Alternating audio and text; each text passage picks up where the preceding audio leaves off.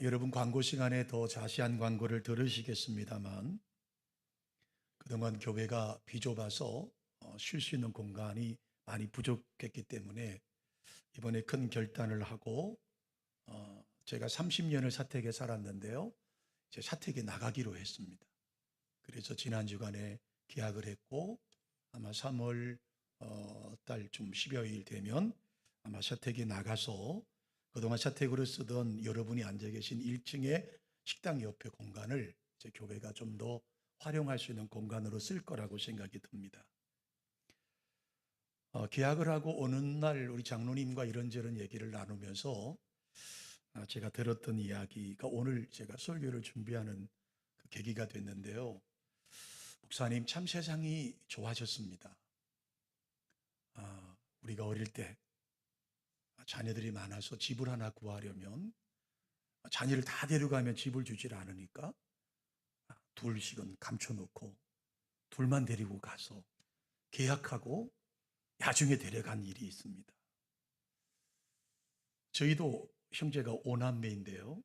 저는 물론 시골에서 살아서 자녀가 많고 적음을 이해하지 못했지만 도시에 그런 경우들이 여러분 종종 있지 않았겠습니까? 아마 여기 계신 우리 연세 드신 어른들은 다 그 시대를 경험했던 어른들이죠. 자녀가 많은 것이 죄도 아닌데 축복인데 죄인 취급받던 시대가 여러분 있었지 않습니까? 그래서 둘씩을 감춰두고 우리는 애가 이거밖에 없다고 그래서 계약을 하고 나서 이사할 때 데려갔다는 이야기를 우리는 많이 듣고 있지 않습니까? 그렇게 시대가 지났습니다. 여러분 얼마 전에 모 기업에서 직원의 자녀들이 아이를 하나씩 낳으면 1억을 준다는 뉴스를 보셨죠? 제가 제 아내와 그 뉴스를 보면서 여보, 나 목회를 접고 그 회사 취업을 해서 한 둘 정도 나면 우리 은퇴하고도 걱정 없겠다. 네, 1억씩을 준다고 그래요. 여러분 우리 기장군에서도 한 1억 주기를 저는 기도할까요? 네? 아멘 하시는 분들은 이미 연세 드신 분들만 아멘 하시면 무슨 의미가 있겠어요? 제가 우리 기장군에서는 아이를 낳으면 어떤 혜택이 있나 여러분 제가 정보를 가지고 왔습니다. 기장군에서는 자녀를 낳으면 둘째 아이에게 태어나면 50만 원을 지원해 줍니다. 그리고 부산시에서는 100만 원을 지원해 줍니다. 셋째 자녀를 출산할 경우에 출산지원금 360만 원을 12개월 분할을 해서 지급을 하고 부산시에서는 여전히 100만 원을 일시금으로 여러분 드립니다. 또 셋째 이상 자녀를 출산한 가정에 월 3만 원 이내의 보험료를 지급해 줍니다. 그리고 5년 동안을 그렇게 해준다는 거예요. 여러분 저희들이 어릴 때만 하더라도 국가에서 뭐라고 말했죠? 둘만 낳아 잘 기르자. 그런데 둘만 낳아 잘 기르자고 해놓고는 또 뭐라고 그랬죠? 둘도 많다. 하나만 낳아 잘 기르자. 그러니까 또 아들만 바라니까 또 뭐라고 만들었죠? 딸 하나? 10아들 부럽지 않다. 그렇죠 여러분. 둘이 되고 셋이 되면 의료 혜택도 주질 않았어요. 그런데 지금은 어떻게 됐습니까? 반대가 됐습니다. 만약에 한 가정에 아이를 3명 낳고 4명 낳으면 사람 취급받지 못하고 무슨 마치 동물 취급받던 시대에서 지금은 2명을 낳으면 다자녀 가구에 혜택을 주고요. 3명을 낳으면요 어떻습니까? 이 가정은 애국자의 가정입니다. 여러분 뭐 다른 데는 제가 모르겠고 우리 이제 아들이 군인이니까요. 군인이 진급하는 케이스 중에 가장 빠른 진급 케이스가 뭔지 아세요? 아이를 많이 낳는 거. 아이를 많이 낳는 거. 저희 아이와 동갑짜리 제가 잘 아는 목사님의 조카분이 같은 군인이신데요. 아이가 5명입니다. 1차 진급했습니다. 아이를 많이 낳는 것이 애국하는 길이에요. 시대가 이렇게 바뀌어 버렸습니다. 둘도 많다고 초만 원을 잃은다고 지구가 초만 원이라고 그렇게 이야기하던 나라에서 이제 안 나는 것이 마치 매국노가 되고 안 나는 것이 국가 충성하지 않는 것으로 여겨지고 있는 것이죠. 그래서 어떻게 합니까? 아이들의 숫자가 줄어들어갑니다. 초등학교가 자꾸 사라져 버리고 말고 시골의 아이의 울음소리가 사라졌다는 이야기를 이미 어제 오래 들은 이야기가 아니겠죠. 그래서 여러분, 청소년의 인구, 아이들의 인구가 줄어들다 보니 어떡합니까? 정부에서도 수십조 수백조를 쓰고 있음에도 불구하고 여전히 우리의 아이들의 출산율은 점점점 떨어지고 있다라고 하는 사실이죠. 여러분, 우리 교단에서도 출산 장려 정책을 펴고 있습니다. 그래서 그 캐치프레이즈가 뭐냐면 우리 목회자 가정부터 아이를 많이 낳자고. 제가 좀 더 젊었더라면 한 5 이상은 날 것 같은데 저는 이미 이제 다 세월을 다 살아서 혜택을 못 누리는 것 같아요. 여러분, 인구가 아이를 낳지 않고 인구가 감소하려고 하니까 교육지책으로 어떻게 하냐면 출산 장려금이라는 것을 지급합니다. 너희들이 자녀들 가정에서 자녀를 낳으면 국가가 책임지겠다고 이야기하지 않습니까? 여러분, 그래서 우리는 정말 출산의 문제가 우리나라의 미래를 좌우할 수 있다라고 하는 말을 들 수밖에 없는 것이죠. 자, 우리 내일부터 우리 교회가 새벽 예배를 특별 새벽 예배로 준비하고 있습니다. 다음 세대와 함께 드리는, 자녀와 함께 드리는 새벽 예배를 진행하려고 합니다. 목요일까지 진행이 되는데요. 이것은 그동안 우리가 코로나 시간에 하지 못했습니다. 그리고 다시 몇 년 만에, 한 5년 만에 다시 시작하는 그런 행사라고 생각합니다. 저는 이것을 계획하고 준비하면서 우리 부모님들이 어린 자녀들, 여러분 5시에 새벽 예배 나오는 게 쉽지 않습니다. 5시에 일어나서 그 꼬마들을 이끌고 나오는 게 여러분 부모님이 얼마나 힘든 것 제가 모르는 것 아닙니다. 그런데 저는 1년에 단 한 번이라도 이런 기회에 부모님과 함께 손을 잡고 새벽 예배 나와서 비록 졸다 가더라도 그 아이가 성장했을 때 그 가슴 속에 엄마와 아빠와 함께 새벽에 예배를 드리던 그것이 떠올랐으면 좋겠다는 마음으로 이 일들을 진행하고 있습니다. 우리 자녀들 가지신, 우리 자녀와 함께 계시는 우리 성도 여러분 많이 나오셔서 함께 은혜의 자리에 동참하시기를 주님의 이름으로 축원합니다. 교회에서는 장학금을 준비해서 또 나오는 아이들, 또 필히 참석하지 어쩔 수 없이 나오지 못하는 아이들까지라도 다 우리가 배려하려고 하는 준비를 하고 있습니다. 여러분, 오늘 본문은 여러분이 너무 잘 아시는 삼손에 관련된 이야기입니다. 이 삼손의 가정은 사사기 16장 2절부터 소개되고 있는데 이 가정은 자녀를 그렇게도 원했지만 임신되지 못했습니다. 그 부부가 얼마나 간절히 기다렸을까요? 가정을 이루고 자녀를 잉태한다는 것은 얼마나 큰 기쁨이겠습니까마는 웬일인지 이 가정은 하나님께서 허락하지 않고 있더라고 하는 것이죠. 이 가정은 단지파 소속의 마노아라고 하는 이름을 가진 부부였습니다. 아이를 원했지만 아이를 낳지 못했던 이들에게 어느 날 여호와의 사자가 마노아의 아내를 찾아옵니다. 그리고 놀라운 소식을 전합니다. 자, 성경에 보니까 이렇게 말하죠. 내가 원래 임신하지 못한 여자였다. 그런데 이제 임신할 것이다. 그리고 아들을 낳을 것이다. 그러면서 아들을 임신했을 때 지켜야 할 주의사항을 말씀하고 있죠. 포도주와 독주를 입에 대면 안 돼. 그리고 어떤 부정한 것도 먹지 말고.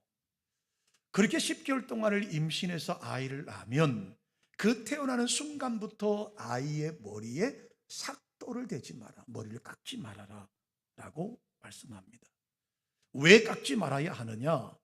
왜 그렇게 해야 되느냐? 이유까지 말씀하시죠. 이 아이는 태어날 때부터 하나님께 바쳐진 나실인이기 때문에 그렇다 뿐만 아니라 이 아이가 어떻게 나실인이고 어떻게 하나님의 일에 쓰임받을 것인지를 말씀합니다. 이 아이는 훗날 블레셋 사람의 손에서 이스라엘을 구원하는 큰 일을 할 사람이라는 사실을 말씀하고 있습니다. 여러분, 이 이야기를 들었던 마노아의 아내는 어떠한 심정이었겠습니까? 그 남편에게 달려가서 이야기합니다. 여보, 여보, 내가 밭에 있었는데 이런 일이 나에게 이루어졌습니다. 나에게 천사가 나타나서 이야기를 합니다. 라고 이야기를 전합니다. 오늘부터 우리는 읽진 않았습니다만 8절 이하의 말씀에 보면 마노아는 하나님 앞에 구합니다. 하나님, 나도 만나주시고 나에게도 말씀해 주십시오. 그리고 하나님의 천사가 다시 마노아의 가정을 찾아오고 마노아의 남편에게 해야 할 사명을 말씀해 주는 것으로 말씀을 마감하고 있습니다. 그리고 마노아는 주의 말씀대로 되기를 원합니다 라고 하는 말로 결론을 맺습니다. 사랑하는 성도 여러분, 이것이 바로 마노아의 가정, 단지파의 마노아의 가정에 이루어진 일이었습니다. 저는 오늘 우리 교회에 나오신 모든 분들이 이 가정의 이야기를 통해서 임신을 하고 잉태한 가정에는 하나님의 은혜가, 그리고 기도하고 있는 가정에는 응답의 역사로 이루어지시기를 주님의 이름으로 축원합니다. 자, 우리는 먼저 이 말씀을 전하기 전에 하나 주의사항이 있습니다. 그것은 뭐냐 하면 성경의 이야기고 우리는 삼손의 이야기를 이미 알고 있기 때문에 이 삼손의 가정, 그러니까 마노아의 가정이 삼손을 잉태하는 것이 우리와 다를 것이라고 생각을 하는데 먼저 그것을 내려놓자는 거예요. 우리는 이미 성경을 통해서 삼손이 어떠한 일을 하고 힘이 얼마나 강한지를 알고 있어요. 그래서 뭔가 우리 가정과는 다를 것이다, 우리 가정의 아이와는 다를 것이다, 아니에요. 그것을 내려놓자는 것입니다. 물론 이 가정엔 하나님의 천사가 나타났습니다.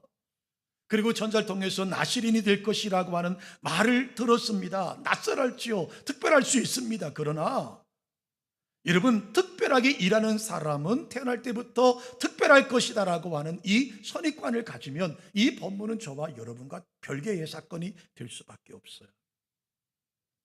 사실 삼손의 출생이나 우리의 자녀들의 출생은 별반 차이가 없습니다.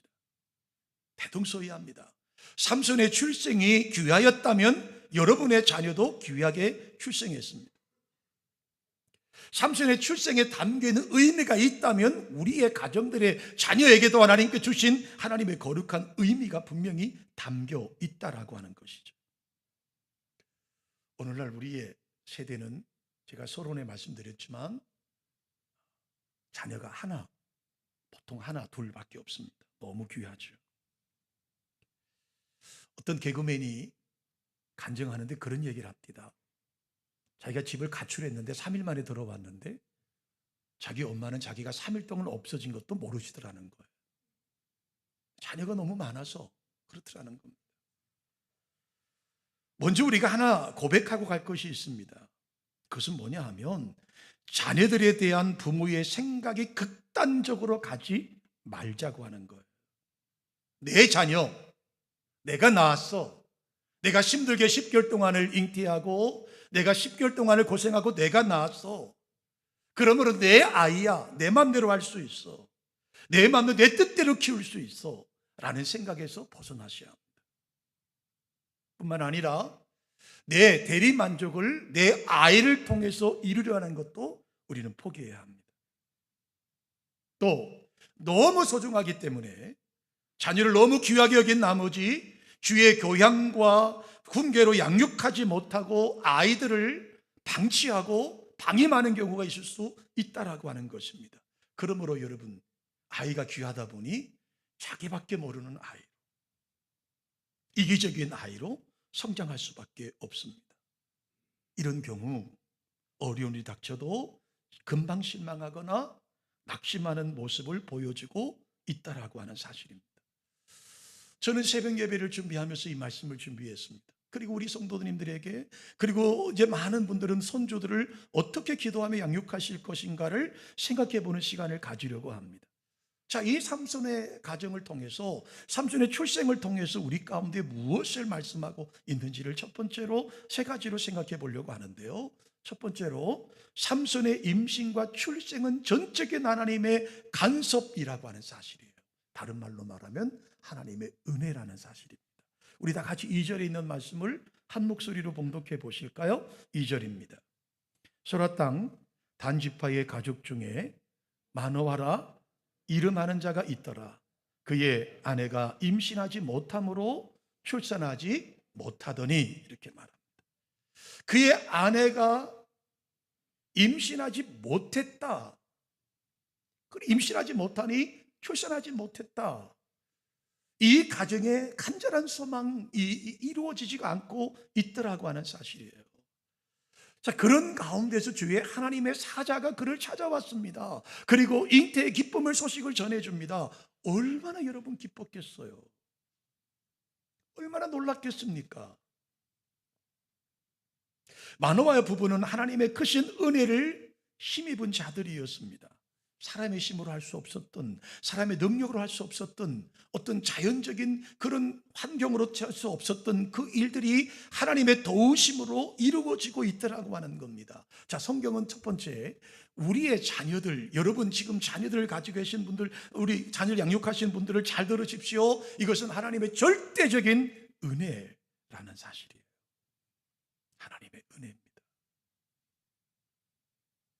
삼손의 출생이 하나님의 전적인 은혜로 이루어졌다고 한다면, 오늘 저와 여러분의 자녀를 잉태하고 출산하고 양육하는 것은 하나님의 절대적인 은혜일 수밖에 없다라고 하는 사실이에요. 이 사실을 고백하며 나가는 저와 여러분 되시기를 주님의 이름으로 축원합니다. 여러분, 시편 기자는요 139편 14절로 13절로 14절에 이렇게 말씀합니다. 우리 같은 목소리 읽어보실까요?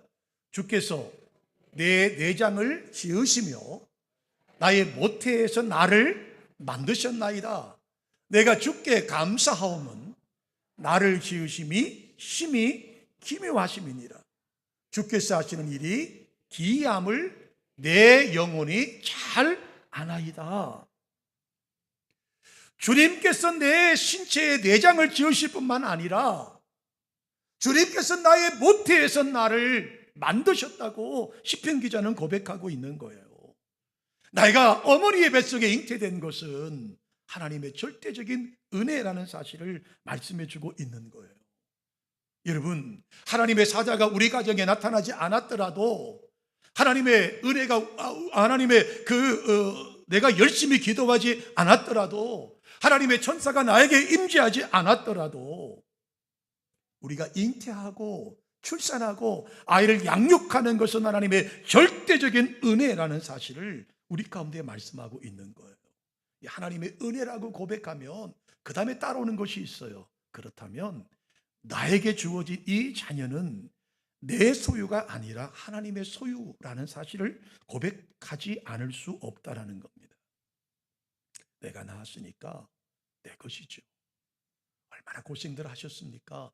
얼마나 수고가 많았습니까? 여러분, 자녀를 잉태하고 낳는다는 것이 얼마나 고통스러운 것인가 우리 다 아시지 않습니까?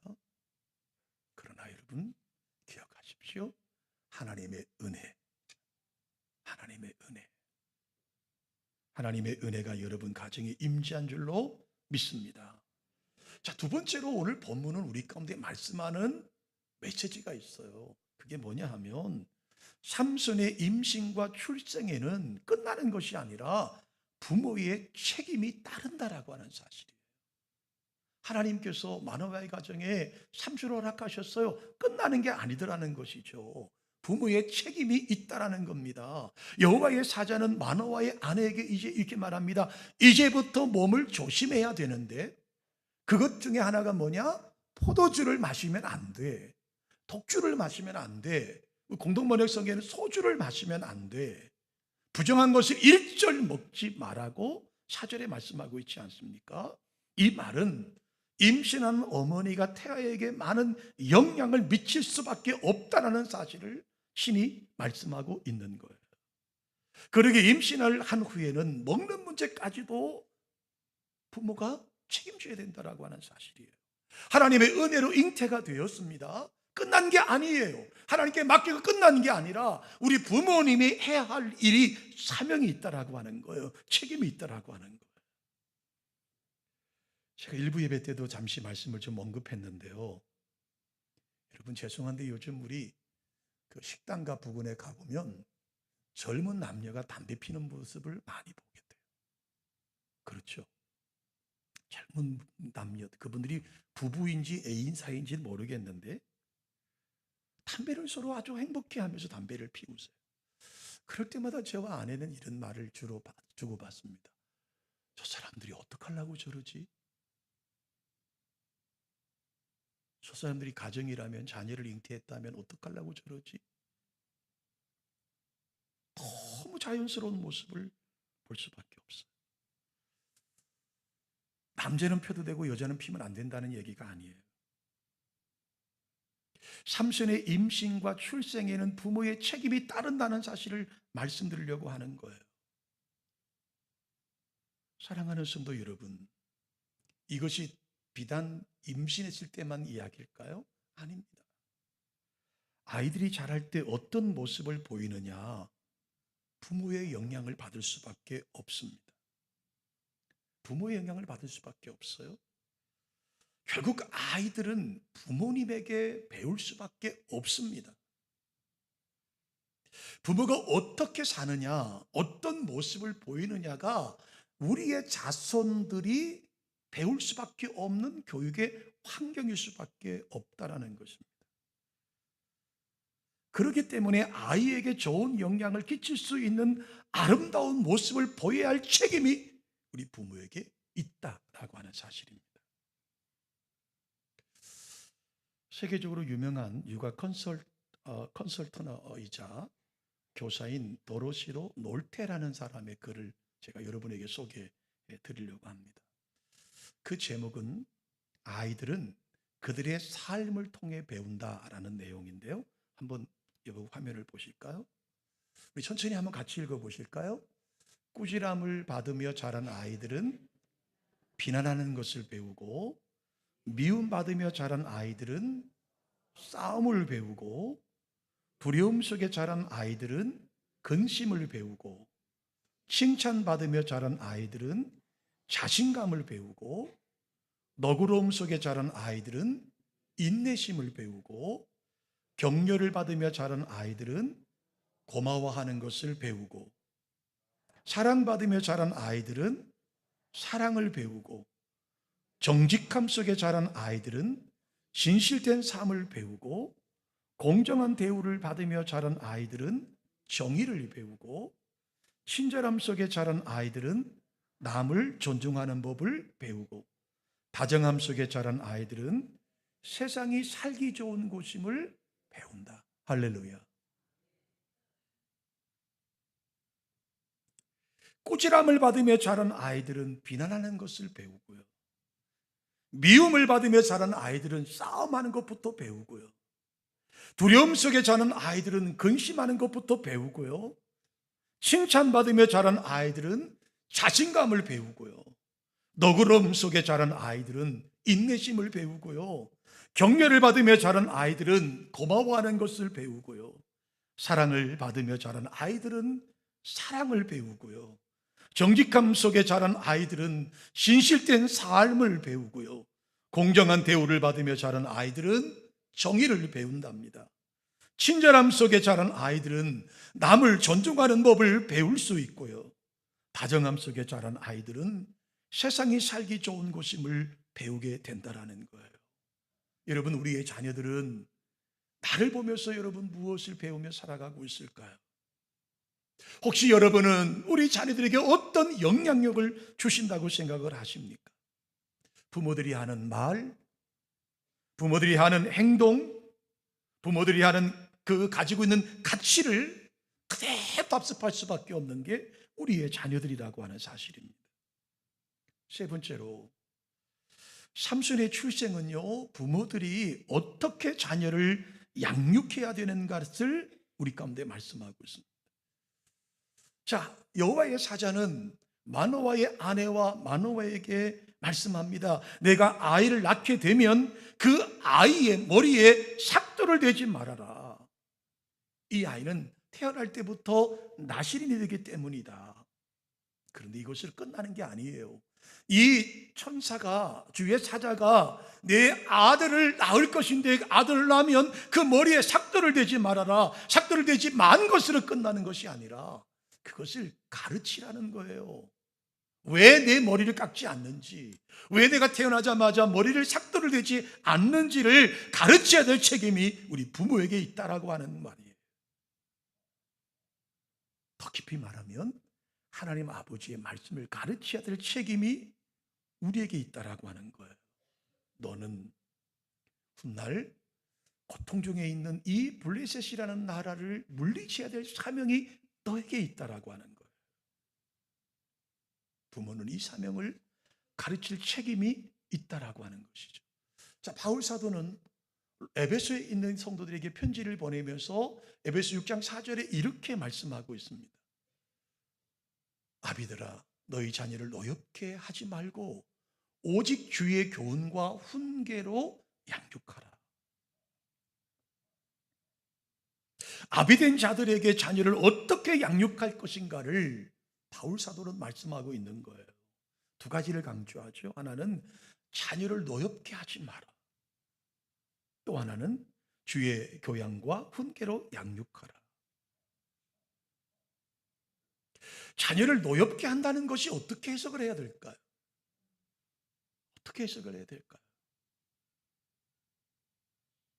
여러 가지 생각할 수가 있고 해석해 볼 수 있겠지만, 내 자녀라고 내 마음대로 키우지 말라는 말씀 아닐까요? 내 자녀라는 생각, 내 것이라는 생각을 하는 순간 우리는 자녀의 인격과 가치를 무시할 경우가 있습니다. 그리고 늘 우리는 이렇게 말합니다. 내가 너를 사랑하기 때문이야. 내가 너를 사랑하기 때문이야. 우리 종교개혁자였던 마틴 루터의 글을 보면 그의 아버지에 관련된 이야기가 나옵니다.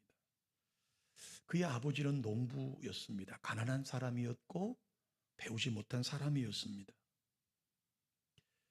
열심히 살아서 후에 광산업주가 되는 성공을 거둔 사람입니다. 그는 늘 내가 배우지 못했다는 것이 한이 되었습니다. 아버지는 자신이 무지하고 품이 없었던 과거를 보상받으려는 듯 루터에게 상류층의 교육을 시켰습니다. 부유한 특권층만을 다닐 수 있는 라틴 학교를 보냈고요.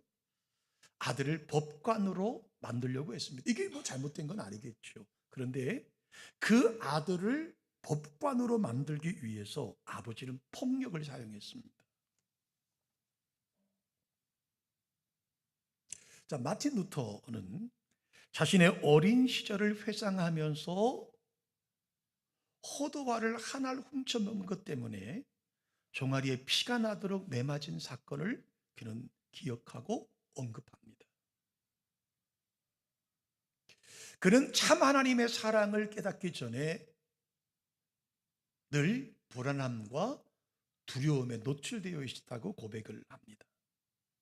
혹여 우리 가운데도 혹시 그런 분이 계시지 않을지 모르겠습니다. 어떤 분이 교회를 나왔습니다.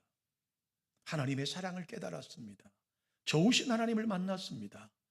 울면서 목사인 저에게 와서 이렇게 말합니다. 목사님, 저는 오랜 동안 교회를 다녔지만 하나님 아버지라는 소리를 하지 못했습니다.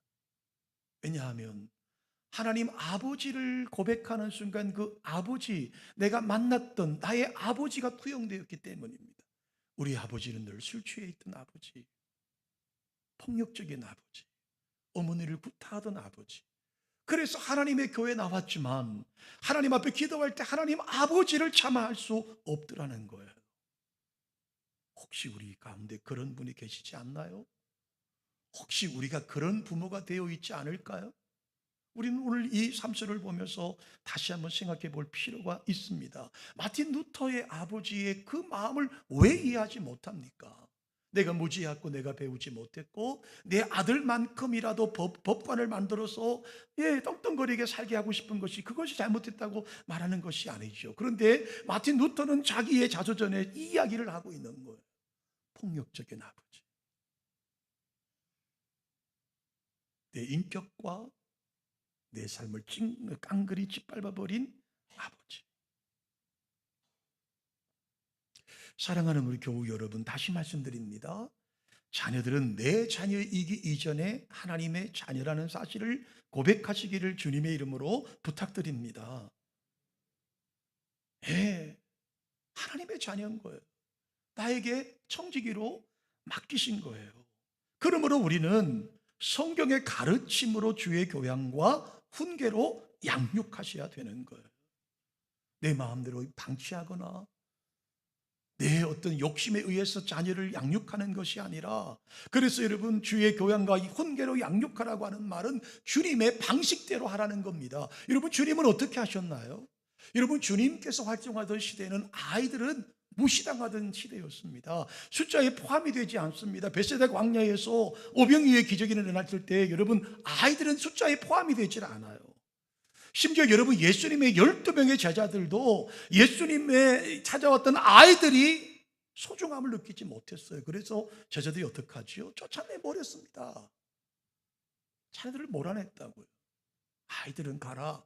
마치 무슨 뱀 장수가 말이죠. 약장수가 아이들은 가라, 아이들은 가라고 하는 식으로 제자들도 그렇게 했다니까요. 근데 주님은 어떻게 하셨나요?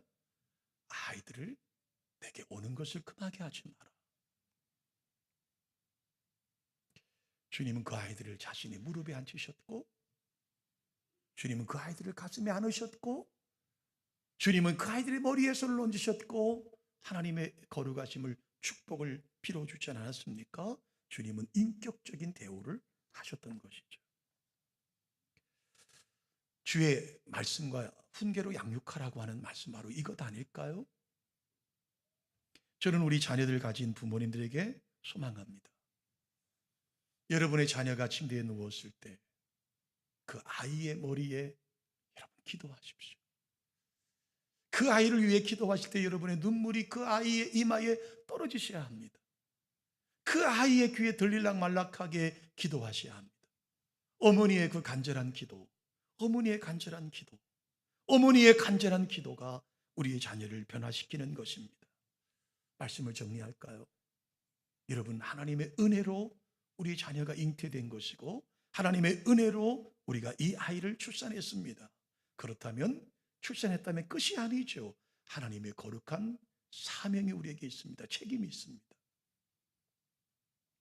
주의 말씀으로 주님께서 행하셨던 방법대로 자녀를 양육하시기를 주님의 이름으로 축원합니다. 사실 결론적으로 말씀드리면 삼손의 부모는 이 일을 하지 못합니다. 이 일에 실패해버립니다. 삼손을 말씀대로 양육하지 못하죠. 그래서 삼손이 어떻게 되죠? 마지막에 비참함으로 생을 마감합니다.